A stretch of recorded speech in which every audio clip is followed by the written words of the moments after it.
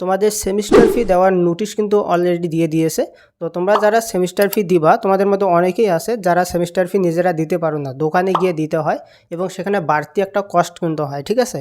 So আজকের ভিডিওতে আমি দেখাবো যে কিভাবে তুমি নিজেই নিজের ফোন থেকে তোমার সেমিস্টার ফিটা দিতে পারো এবং এখানে তোমার কিন্তু একটা টাকা সেভ হবে, ঠিক আছে। তো চলো আমরা ফোনের স্ক্রিনে চলে যাই। তো রকেটের মাধ্যমে তোমাদের সেমিস্টার ফি দেওয়ার জন্য শুরুতেই রকেটে যাইতে হবে। তো রকেটে যাওয়ার পর তোমাদের পাসওয়ার্ড দিয়ে লগ ইন করে নেবা। তো পাসওয়ার্ড দিয়ে যখন লগ ইন করবা, লগ ইন করার পর দেখো যে বিল পে নামে একটা অপশন আছে, এই বিল পে নামে অপশনে ক্লিক করবা। তারপর এখানে সার্চ যে অপশনটা আছে, এই সার্চ অপশনে তুমি তোমার পলিটেকনিকের একটা কিন্তু পেমেন্ট কোড থাকে, সেই পেমেন্ট কোড দিয়ে সার্চ করবা। তো আমার পলিটেকনিকের পেমেন্ট কোড হচ্ছে 4025। তো আমি এটা দিয়ে সার্চ করলাম। এখানে দেখো যে আমাদের রংপুর পলিটেকনিক ইনস্টিটিউট চলে আসছে। এখানে ক্লিক করব। ক্লিক করার পর এরকম একটা ইন্টারফেস চলে আসবে। তো এই ইন্টারফেসের ক্ষেত্রে একটা জিনিস বলি, সেটা হচ্ছে এখানে দেখো যে একটা আছে সেলফ আর একটা হচ্ছে আদার। তো এখানে সেলফ দিলে কী হবে, সেলফ দিলে হচ্ছে নিজেই নিজের সেমিস্টার ফিটা দেওয়া যাবে, মানে যেই রকেট নাম্বারটা দেওয়া আছে এই নাম্বারটা দিয়েই দেওয়া যাবে। আর যদি তুমি অন্য কারো সেমিস্টার ফি দাও সেক্ষেত্রে আদার্স সিলেক্ট করবা। সিলেক্ট করার পর এখানে স্টুডেন্ট আইডি যেটা, এখানে তুমি সেই ব্যক্তির রোল লিখবা। আর এখানে মোবাইল নাম্বারের ক্ষেত্রে যে ব্যক্তির সেমিস্টার ফি দিতেছো সেই ব্যক্তির মোবাইল নাম্বার লিখবা। তো লেখার পর এখানে যদি তুমি এই যে ভ্যালিডেট অপশনটা ক্লিক করো তাহলে সেই ব্যক্তির কিন্তু নাম শো করবে। তারপর সেমিস্টার ফিটা দিলে কিন্তু এখানে তুমি যে নাম্বারটা দিছো এই নাম্বারে কিন্তু সেমিস্টার ফিটা চলে যাবে। সেমিস্টার ফির যে নোটিফিকেশন বা সেমিস্টার ফির যে কনফার্মেশন সেটা কিন্তু চলে যাবে। আর তুমি যদি নিজেই নিজে সেমিস্টার ফি দাও সেক্ষেত্রে এখানে সেলফ অপশনটা ক্লিক করবা।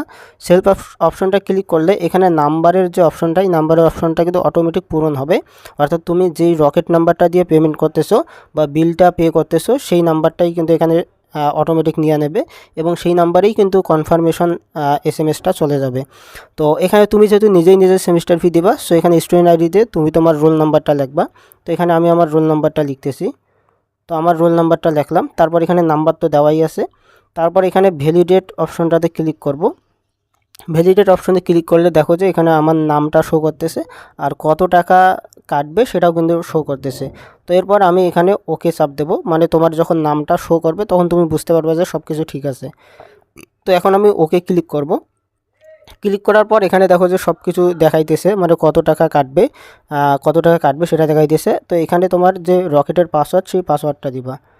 পাসওয়ার্ডটা দেওয়ার পর এই যে এখানে এই অপশনটাতে ট্যাপ করে ধরে রাখবা। তো ট্যাপ করে ধরে রাখলেই কিন্তু তোমার যে দেখো যে সেমিস্টার ফিটা দেওয়া কিন্তু হয়ে গেছে।